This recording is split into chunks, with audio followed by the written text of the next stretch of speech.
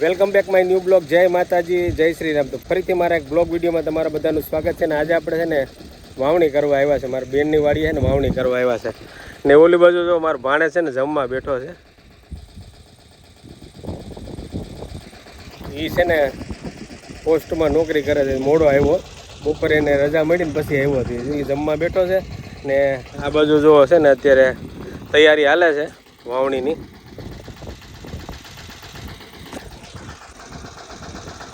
ને હાથીઓ કરે છે. અમારી બેન જો હાથીઓ કરે છે. ને આ લોઢાના બળદે છે ને વાવણી કરવાની છે. ને એ બળદ ક્યાંથી લીધો ને એ તમને એનું નામ બતાવી દઉં.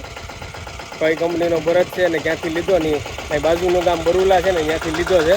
ને જો એ આ ખોડિયાર એન્જિનિયરિંગમાંથી લીધો છે. ને આ ભાઈના એના નંબર છે. કોઈને લેવો હોય તો એનો સંપર્ક કરજો. ને આ બાજુ અમારી બેન જુઓ હાથીઓ ને એવું કરે છે.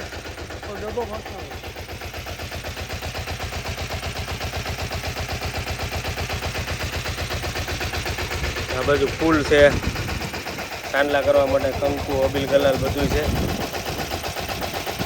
તમારા દીકરા યાદ રજા રાખી છે, વાવણી કરે ને કાં દીકરા રૂપિયો ને હોપારી મૂક્યા.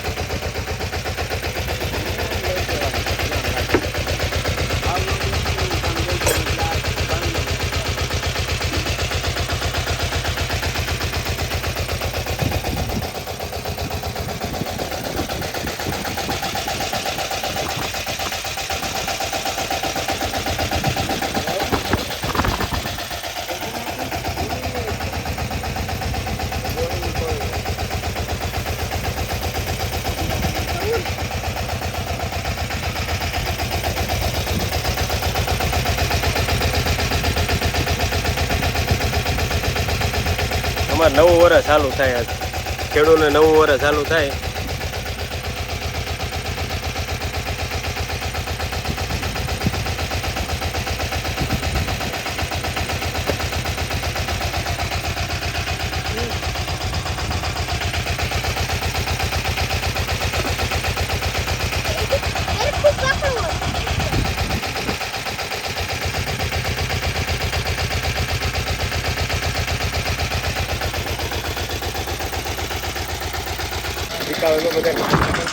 હવે આ લોટાન બળદને સાંતલા કરે.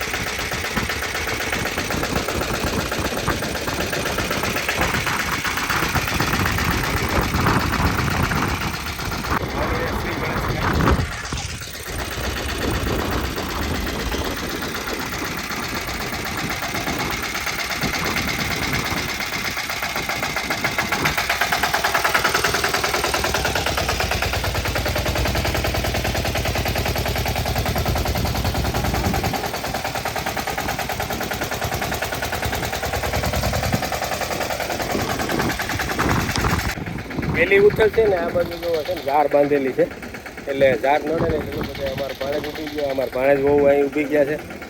ઝાડ છે ને ટ્રેક્ટરમાં નડે, ઓલા સનેડામાં નડે ને એ માટે.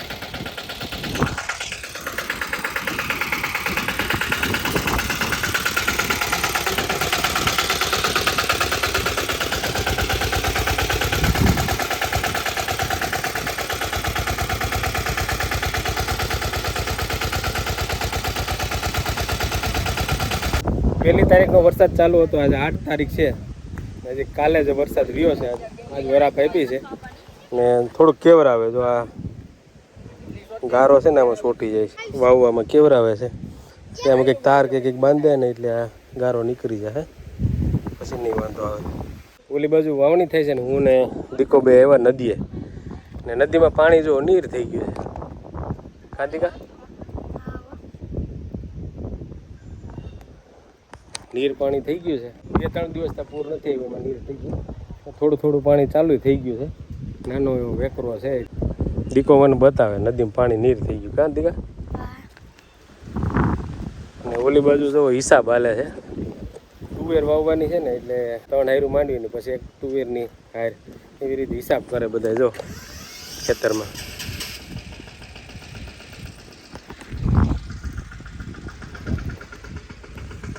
હવે બરાબર સેટિંગ થઈ ગયું છે, એકદમ પરફેક્ટ. હાયરો જેટલી મૂકવાની હતી તુવેર માટે એ મુકાતી જાય છે, માંડવી વ્યવસ્થિત વવાતી જાય છે. ને વરાપે સારી છે એટલે અત્યારે સારું હાલે છે. લોટાનો બરદ એ સારો હાલે છે. હવે આપણે ગાડી છે ને ઓલી બાજુ રાખી છે, જો સામે આમ પડી છે સેટી ને વાડી આવે એટલે થોડોક ફાયદો થયો. તો બેને છે ને ડુંગળીનું વાવણીઓ ભરી દીધું છે, ઝીણી ઝીણી ડુંગળી છે, સોમાં માલ છે ખાવામાં. મારે જવું છે ગામમાં. બાકી વાતાવરણ સરસ મજાનું છે. આજે એક વરસાદનો છાંટો નથી આવ્યો, ખેડૂત માટે સારા સમાચાર છે. એક છાંટો નથી આવ્યો એટલે વાવણી આજ તો બહુ ઓછા કરે છે. અમારા જીજાજીએ અહીંયા સાહસ કર્યું છે, આજ બહુ ઓછા કરે છે. આ બધા ખેતરોમાં કોઈ હજી વાવણી નથી કરતા.